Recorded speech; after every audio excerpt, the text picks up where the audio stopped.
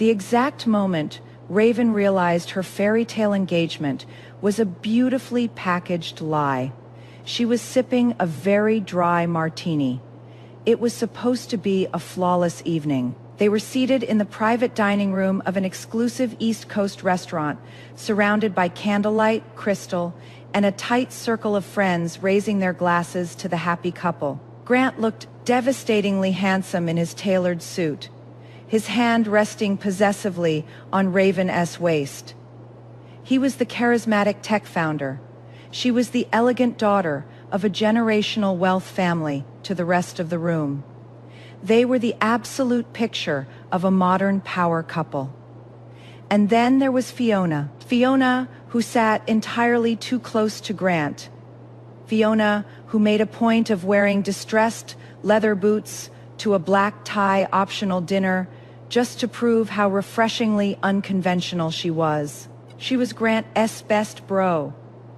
A woman who loudly proclaimed she only hung out with men because women were too much drama. For months, Raven had politely tolerated Fiona's blatant disregard for boundaries, the late-night texts, the shared drinks, the inside jokes that excluded Raven. Grant had always brushed it off with a charming laugh, insisting Raven was the only woman he loved, and that Fiona was practically one of the guys.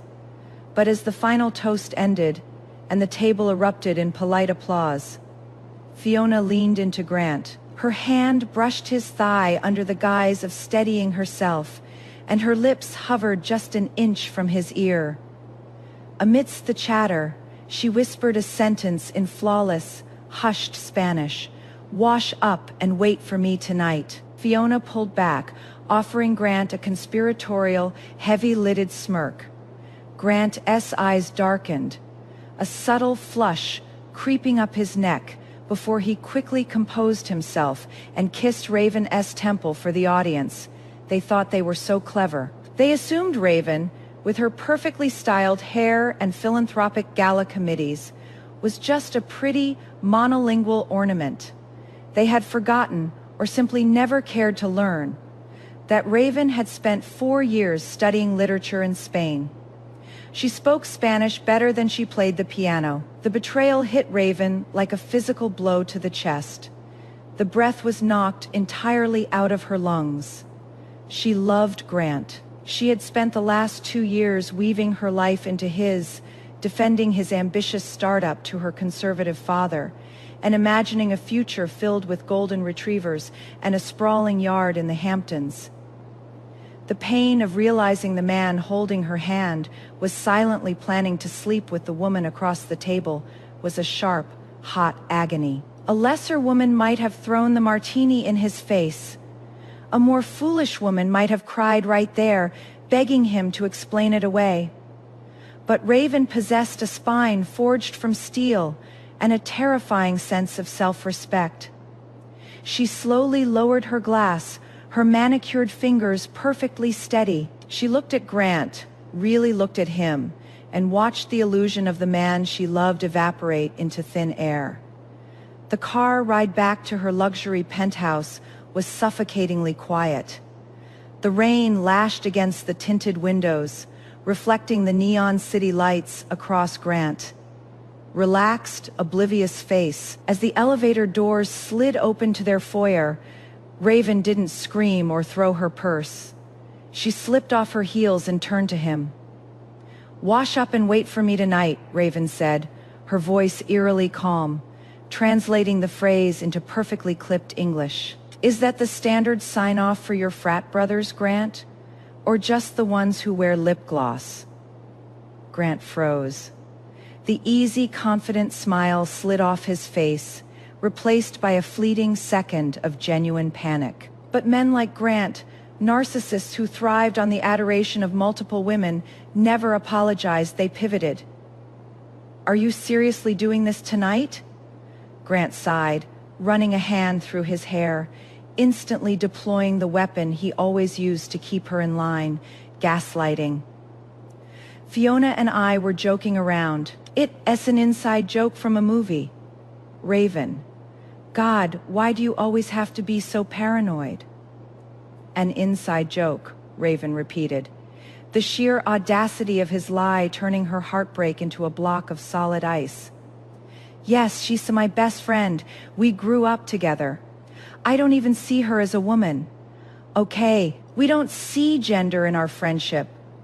You reacting crazy right now, and frankly, it's insulting that you would accuse me of this on the night we re-celebrating our engagement. He played the wounded victim to perfection, shaking his head in manufactured disgust before storming down the hall and slamming the door to the guest bedroom.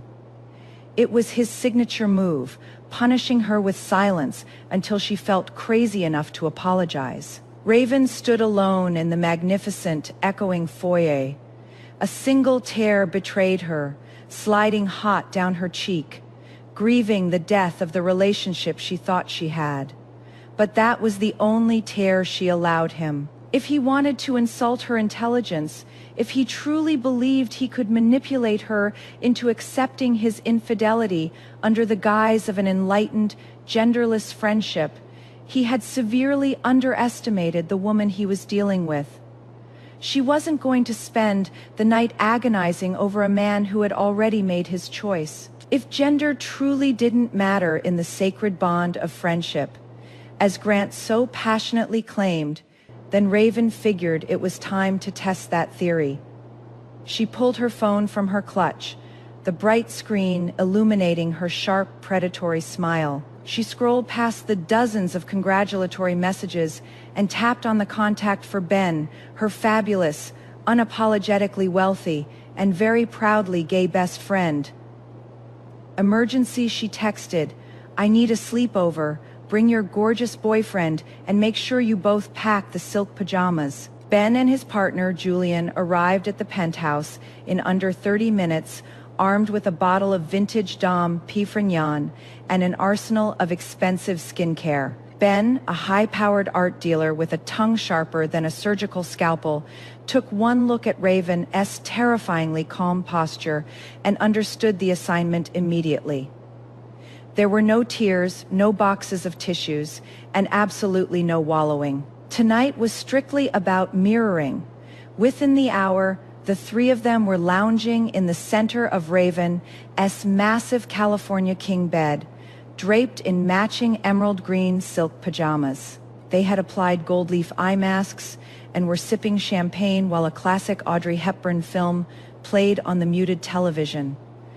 The atmosphere was delightfully indulgent, a warm cocoon of genuine friendship that stood in stark contrast to the cold betrayal sleeping down the hall. Raven picked up her phone, framing the shot perfectly.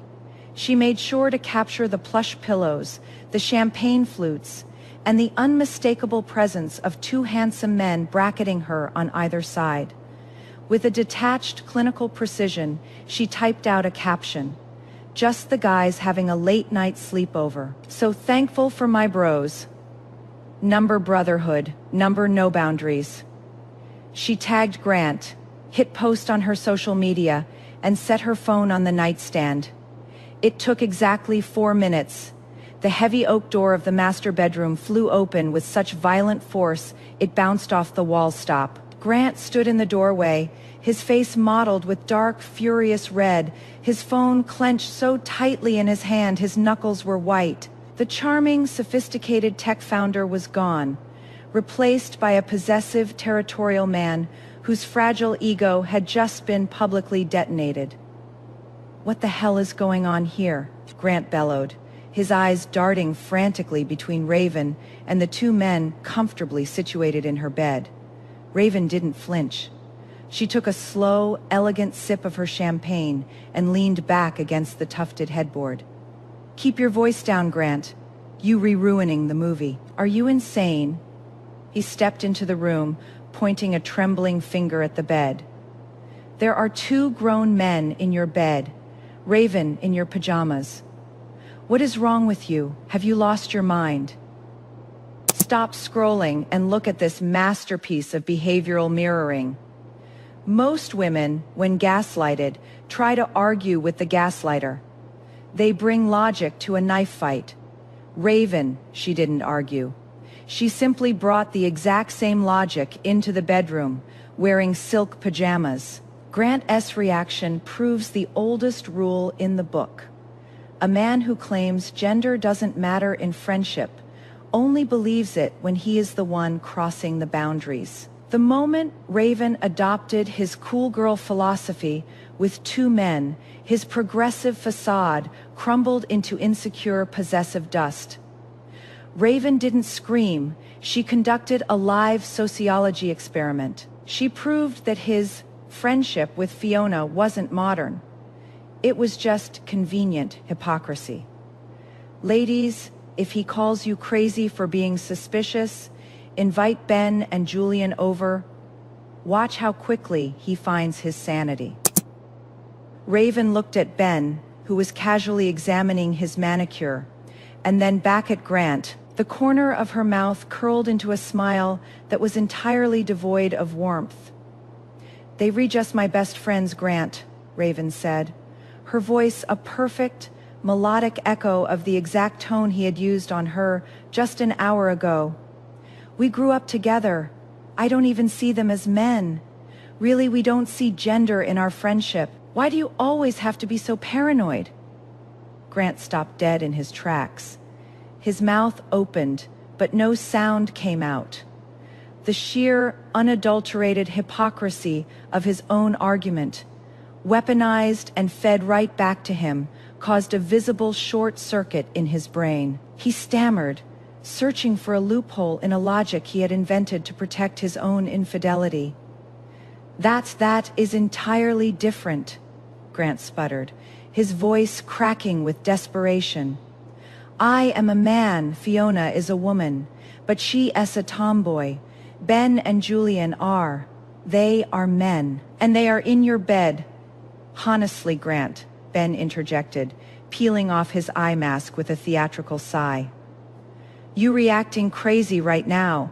It's insulting that you would accuse Raven of anything untoward.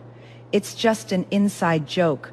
God, your jealousy is so toxic." The satisfaction of watching the self-righteous narcissist choke on his own medicine was better than the champagne. Raven felt a profound, empowering shift deep within her chest. The spell was broken. She looked at this man sweating, shouting, utterly incapable of holding himself to the same standards he demanded of her, and realized she was looking at a stranger, a very small, very pathetic stranger.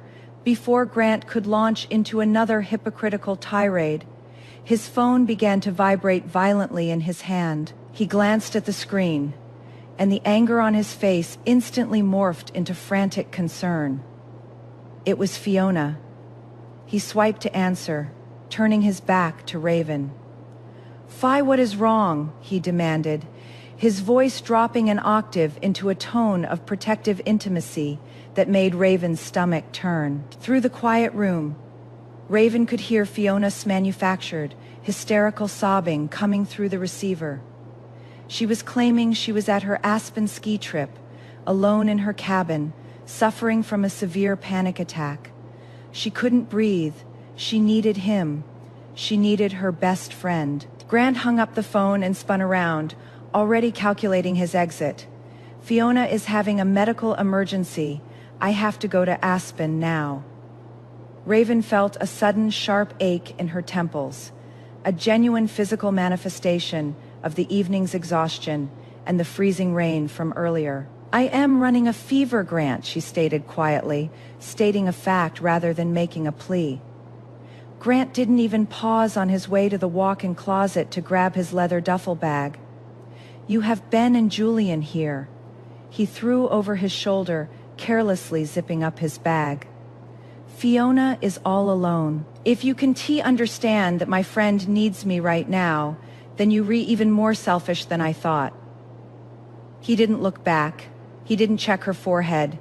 He just walked out, the front door slamming shut with a heavy, definitive thud that echoed through the penthouse. Raven sat in the silence, the fever bringing a flush to her cheeks. But her mind had never been colder or clearer. The last stubborn ember of her love for Grant extinguished, leaving behind nothing but the stark, illuminating light of self-preservation. He had made his choice. Now she would make hers. She picked up her phone, ready to dial her family's trust attorney and begin the clinical process of severing the massive financial lifeline her family provided to his company. But before her thumb could press the screen, an incoming message popped up. It was from a number she hadn't texted in 2 years, belonging to a man who operated entirely in the shadows of the city's financial elite Pierce.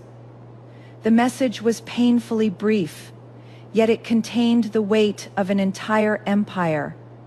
I have a jet waiting at Teterboro, and the room number for Fiona's suite in Aspen. Say the word. Raven stared at the glowing screen of her phone. Pierce.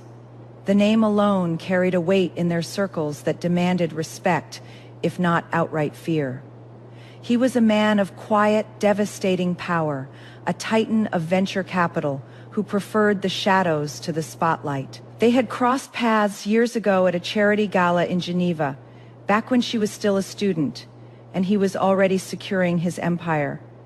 There had been a spark, a lingering gaze over a roulette table, a conversation about Proust that lasted until dawn, but timing and circumstance had kept them apart. When she returned to the States and became entangled in Grant's orbit, Pierce had stepped back, a silent observer across crowded rooms. But he had never really looked away, say the word. Raven didn't hesitate.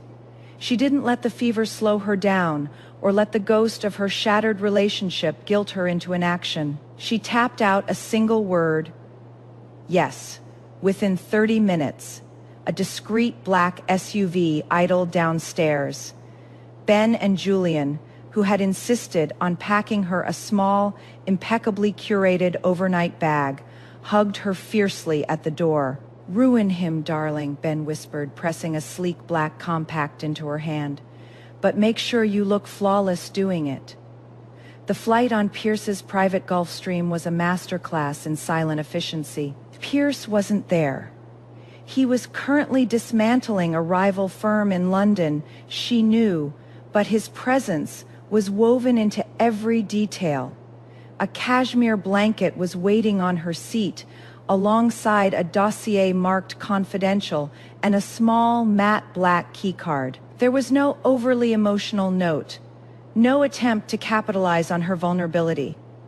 Just the tools she needed to execute her revenge, provided by a man who understood that a woman like Raven didn't need saving, she needed ammunition. She spent the flight reviewing the dossier. It was a comprehensive, terrifyingly detailed investigation into Fiona's life. What Raven read made her blood run cold and then boil Grant. In his staggering arrogance, truly believed he and Fiona were engaging in some rebellious, bohemian romance that defied societal norms. He thought he was the center of her universe. The truth was infinitely more humiliating. Fiona was married. Not just married, but legally bound to a prominent, closeted European aristocrat. In a highly lucrative, ironclad lavender marriage. Her tomboy persona, her disdain for women, her sudden trips abroad, it was all a carefully constructed facade to maintain her husband's public image while she lived off a massive allowance. And Grant was nothing more than her American plaything, a convenient free escort she could summon whenever the mood struck, using his blind narcissism to keep him hooked while she played the devoted wife overseas. Raven closed the dossier as the jet descended through the snow-capped peaks of Aspen.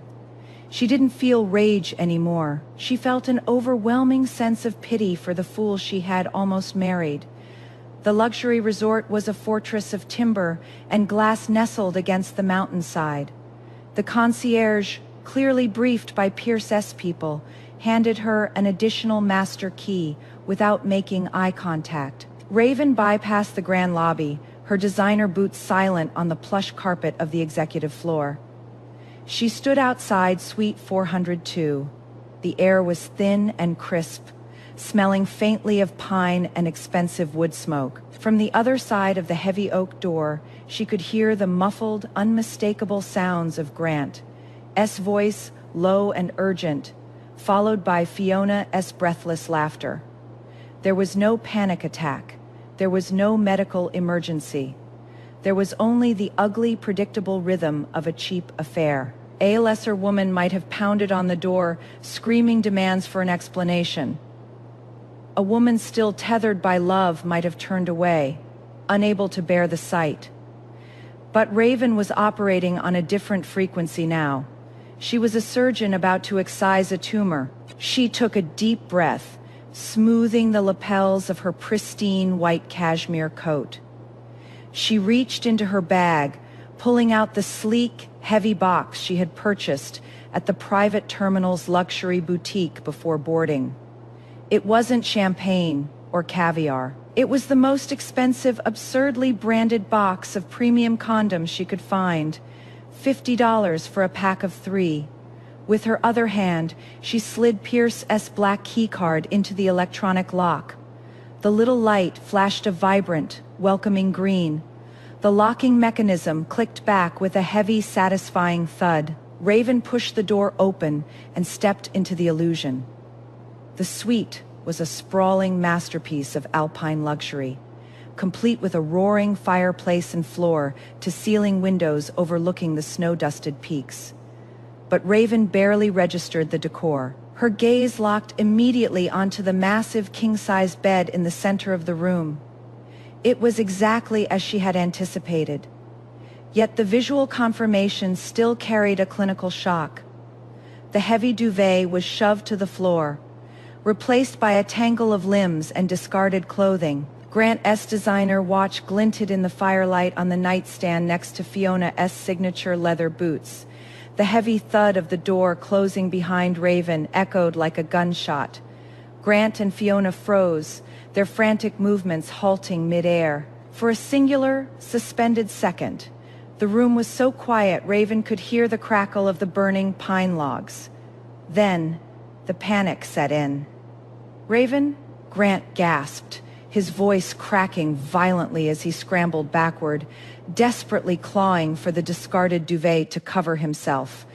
He looked like a man who had just been electrocuted, his face drained of color, his jaw working uselessly as he tried to construct a lie that could possibly explain away the undeniable reality of his nakedness in another woman's bed.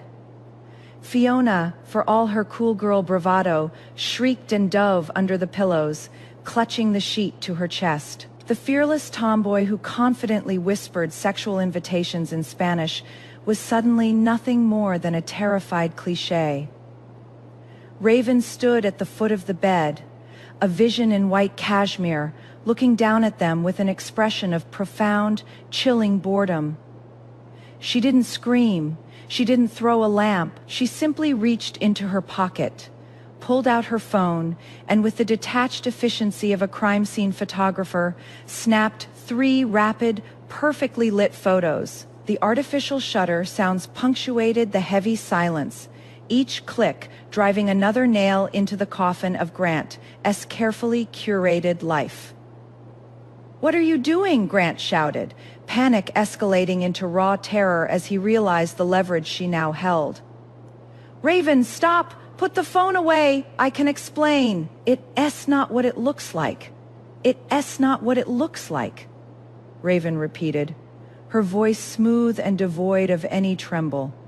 She looked from his pale, sweating face to the crumpled mess of Fiona under the sheets.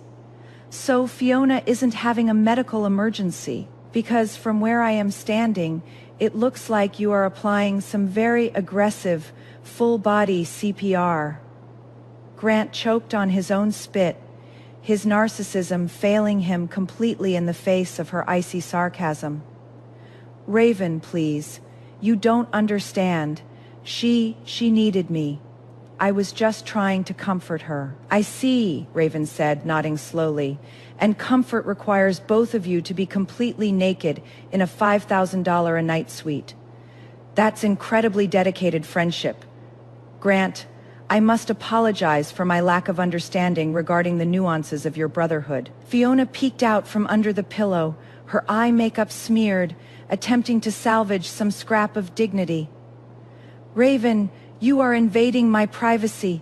You have no right to be here, and you have no right to the man wearing my engagement ring. Yet here we are, Fiona, Raven countered, her tone slicing through the room like a freshly honed blade. Though frankly, you can keep him.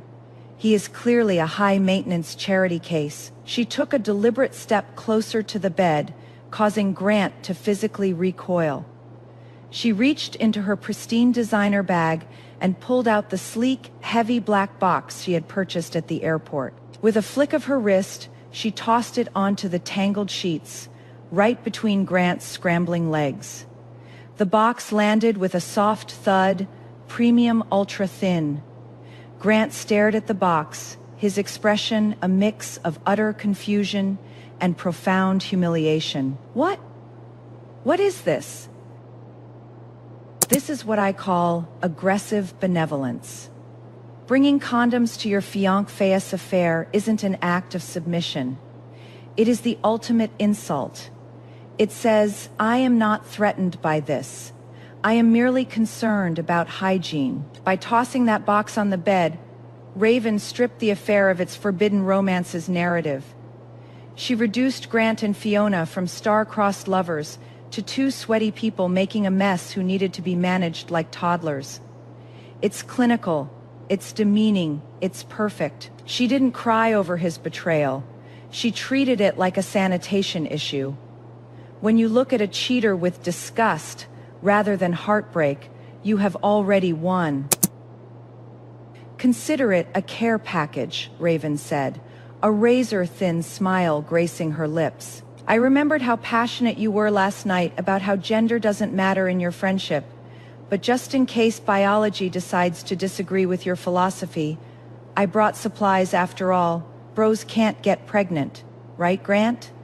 The silence that followed was total and absolute. Grant stared at the box as if it were a live grenade. The insult was so surgical, so perfectly calibrated, that it bypassed his anger and struck directly at his ego, shattering it completely. He was not a misunderstood romantic hero. He was the punchline to a brutal joke. Raven turned on her heel. The soft swish of her cashmere, the only sound in the room. She didn't wait for a response. She didn't need one. As she walked back out into the crisp mountain air, she didn't feel the fever anymore. She felt an exhilarating, intoxicating lightness. She pulled out her phone, dialing the number for her family's lead. The phone rang only once before it was answered. Richard, Raven said, her voice clear and commanding. It's Raven. Execute the withdrawal clause on Grant's startup. Every single dollar. By the time he lands back in New York, I want his company running on fumes. She hung up, sliding into the waiting black SUV. As the car pulled away from the resort, she glanced down at her phone. A message from Pierce was waiting. Did the delivery arrive safely? Raven smiled, a genuine warm smile that reached her eyes for the first time in weeks. Perfectly, she typed back. Now, tell me more about Fiona's husband. The financial slaughter was swift, silent, and flawlessly executed. While Grant was presumably scrambling for a return flight, frantically trying to construct a narrative that would save his skin, Raven was systematically dismantling his empire. By Tuesday morning, Grant's sleek, glass-walled tech startup in Manhattan was a ghost town of panicked executives. The massive capital injection from Raven's family trust, the very lifeblood that had kept his overvalued company afloat, had vanished overnight, legally withdrawn under a meticulously triggered ethics clause. Furthermore, his top 3 clients, all old money connections of Raven's father, had abruptly canceled their contracts, citing unforeseen strategic realignments. Grant returned not as a conquering CEO, but as a man walking into a slow-motion execution. He didn't bother going to the office. He came straight to Raven's penthouse, looking haggard, desperate, and remarkably less arrogant than he had 3 days prior in Aspen. When he walked into the expansive living room, Raven was seated elegantly by the floor-to-ceiling windows, nursing a cup of Earl Grey tea. She didn't offer him a seat. "Raven, you have to stop this," Grant pleaded, his voice cracking with genuine terror as he paced the Persian rug. "You redestroying my company, you redestroying my life over what?" "One mistake, a moment of weakness. I was drunk, she was crying, it meant nothing." Raven took a slow sip of her tea, the fine bone china clicking softly against the saucer. "A moment of weakness that required a private jet and a $5,000 suite. You must think very little of my intelligence, Grant, if you expect me to swallow that." "I was stupid," he cried, dropping to his knees near her chair, an act of submissive desperation that would have moved her to tears a month ago. Now, it only elicited a mild sense of revulsion. "I love you, Raven. You are the only woman I want to marry. Fiona is just. She is chaotic. She's troubled. I got caught up in trying to save her, and I lost my way, please. Let me fix this." The narcissist's playbook: blame the other woman, position himself as the flawed savior, and weaponize his supposed love. "Save her?" Raven echoed, a genuine laugh escaping her lips. It was a cold, sharp sound that made Grant flinch. "Grant, the only thing you were saving was your own ego. You thought you were engaging in some grand forbidden romance. You thought you were the center of her rebellious universe." She reached onto the glass coffee table and picked up a thick, manila envelope, the dossier Pierce had provided. She didn't hand it to him. She let it drop onto the floor in front of his knees. "Open it," she commanded softly. Here is the autopsy of a male ego. Grant thought he was the main character in a tragic romance. He thought he was saving Fiona. The dossier revealed the brutal truth. He wasn't a savior. He was a discount vivid entertainment for a bored, wealthy woman. There is no pain quite like realizing you were the safe, dumb American boy. Raven didn't just ruin him financially, she destroyed his narrative. He realized he was the side piece, the free escort, the distraction. Raven showed him that while he was playing checkers with her heart, Fiona was playing 4D chess with his dignity. He lost his money. Yes, but realizing he was cheap, that is the wound that never heals. Grant stared at the envelope, his hands trembling as he reached for the flap. He pulled out the glossy photographs and the certified documents.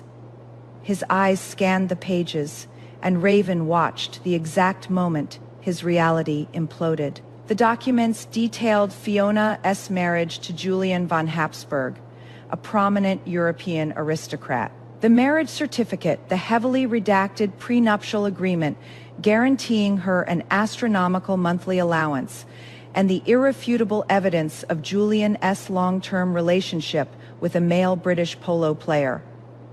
What is this?" Grant whispered, the blood draining completely from his face, leaving him the color of ash. "She's married to a gay man." "A lavender marriage," Raven clarified, her tone clinical. "Highly lucrative. It allows him to maintain his conservative family's approval and his inheritance, while she lives a life of absolute luxury, free to do whatever and whoever she pleases, as long as it stays out of the European press." Grant's breathing became shallow and erratic. He stared at the photo of Fiona, radiant in a bespoke wedding gown, standing next to a man who clearly had no interest in her. "You weren't her grand romance, Grant," Raven said, delivering the final fatal blow to his self-worth. "You were just convenient, a safe, dumb American boy who fed her vanity. To her, you aren't a forbidden lover. a free escort, a gigolo she could summon whenever her husband was out of town. And the moment this scandal threatens her allowance, she will cut you off without a second thought. The silence in the penthouse was absolute, broken only by the sound of Grant's ragged breathing. He had lost everything: his fiancée, his company, his wealth, and now the very core of his identity. He had believed he was a master manipulator, juggling the devotion of two women. Instead, he was nothing more than a pawn, a cheap toy used by a woman far more cynical than he could ever hope to be. He didn't argue, he didn't beg anymore. The psychological destruction was so complete he couldn't even formulate a defense. He slowly gathered the papers, his movements jerky and uncoordinated, and stumbled to his feet. He looked at Raven, not with anger, but with the hollow, terrifying emptiness of a man who realized he was truly, fundamentally alone. He walked out of the penthouse without a word. Raven watched the door click shut, feeling a profound, clean emptiness. The poison was gone. She picked up her phone and dialed the number she now knew by heart. "Pierce?" she said when he answered, his deep voice immediately grounding her. "It is done. He knows everything." "Good," Pierce replied, the quiet satisfaction evident in his tone. "I have reservations at La Bernardin tonight. Shall we celebrate?" Raven looked out at the sprawling, glittering skyline of the city, a city that finally felt like hers again. "I'd love that," she said, and for the first time in a very long time, she meant it. 6 months later, the city was draped in the glittering, frantic energy of a sudden autumn downpour. Raven stood beneath the sprawling awning of the Metropolitan Museum of Art, the heavy beat of the rain drowning out the city traffic. She was wrapped in a tailored trench coat, the collar turned up against the chill, her arm looped securely through Pierce's. Tonight had been a triumph. The gala, an event largely underwritten by Pierce's firm, had cemented Raven's position not just as a wealthy heiress, but as a formidable philanthropic force in her own right. She had given the keynote speech, her Spanish flawless, her poise unshakable. Pierce had watched her from the front row, his gaze, always intense, always completely focused on her, filled with a quiet, terrifying pride. He wasn't a man who needed to diminish her light to make his shine brighter. He was the dark velvet against which her diamond sparkled. Speaking of diamonds, Raven glanced down at her left hand where a custom-cut, impossibly flawless emerald-cut diamond rested on her ring finger. Pierce hadn't offered a grand public spectacle. He had proposed on a quiet Tuesday morning in his kitchen, sliding the ring onto her finger as she drank her coffee, stating simply that he had waited long enough and had no intention of waiting another day. It was arrogant, presumptuous, and utterly perfect. "The car is pulling around," Pierce said, his voice a low rumble over the sound of the rain. He adjusted the lapel of her coat, his knuckles grazing her cheek. "You were magnificent tonight." "I had excellent motivation," Raven replied, leaning briefly into his touch. As they waited for the valet, a sudden harsh laugh echoed from the shadows near the service entrance. Raven turned her head. A man was leaning heavily against the damp brick wall, his clothes rumpled and smelling faintly of stale beer and wet wool. He was arguing aggressively with a security guard who was attempting to herd him off the museum steps. He turned, the harsh street lamp catching his face. It was Grant. He looked 10 years older.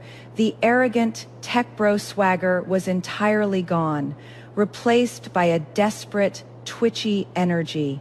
His startup had officially filed for bankruptcy 3 months prior, after a very public, very humiliating series of investor lawsuits. Fiona, predictably, had vanished the moment the scandal threatened her European allowance, leaving him entirely alone to face the wreckage.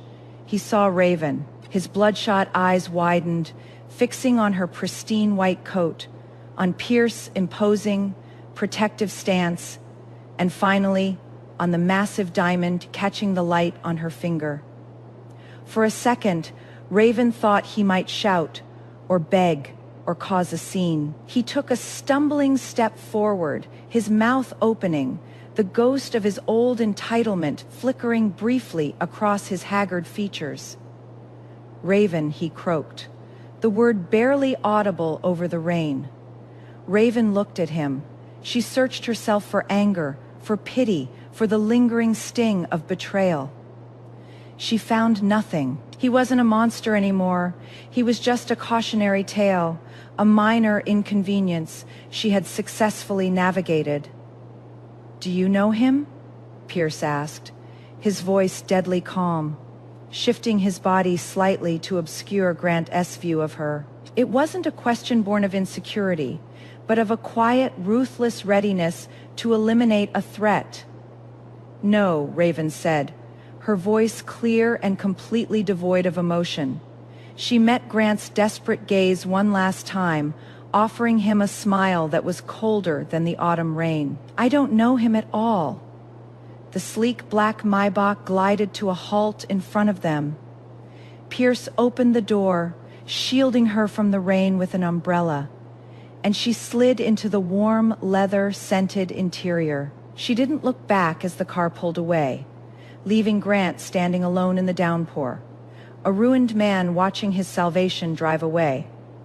Later that night, the news alerts would flash across her phone. A brief, tragic note about a former tech CEO involved in a fatal hit and run on a wet city street. Far across the Atlantic, rumors would begin to circulate about a prominent socialite's highly publicized, messy divorce and subsequent stay in an exclusive psychiatric facility. But Raven wouldn't read those articles. She would be sitting in front of a roaring fire, her feet tucked beneath Pierce, a glass of vintage Bordeaux in her hand. She had learned the hardest lesson a woman could learn, that sometimes the fairy tale isn't about finding the prince. It's about surviving the villain, realizing your own worth, and understanding that the truest power lies in walking away and never, ever looking back. Let us discuss the pick-me-girl phenomenon. Fiona is the archetype we are all exhausted by. The "I only hang out with guys because girls are drama" woman. She wears leather boots to a black tie dinner, not because she is unique, but because she is desperate to be the center of male attention. She weaponized her tomboy persona to slide under Raven's radar, relying on the oldest trick in the book, plausible deniability. But look at the difference in men. Grant needed a woman like Fiona, chaotic, broken, and one of the guys to feel like a man. He needed to be a savior to feed his fragile narcissism. Then there is Pierce. Pierce didn't need to save Raven. He didn't ask her to shrink. He handed her a dossier, a jet, and a key card. He gave her the ammunition and stood back to watch her shoot. That is the difference between a boy who wants a mommy and a man who wants a partner. Grant was threatened by Raven's strength. Pierce was turned on by it. Raven's victory wasn't just in the revenge. It was in the realization that she had been trying to squeeze a diamond personality into a cubic zirconia relationship. She upgraded her ring, her bank account, and most importantly, her standards. So here's the question for the comments tonight. Have you ever been gaslighted by the "she is just a friend" excuse? And more importantly, if you had Raven's resources, would you have just left, or would you have delivered the condoms personally? Tell me your exit strategies. The comments are open and I am reading. Madam Readout.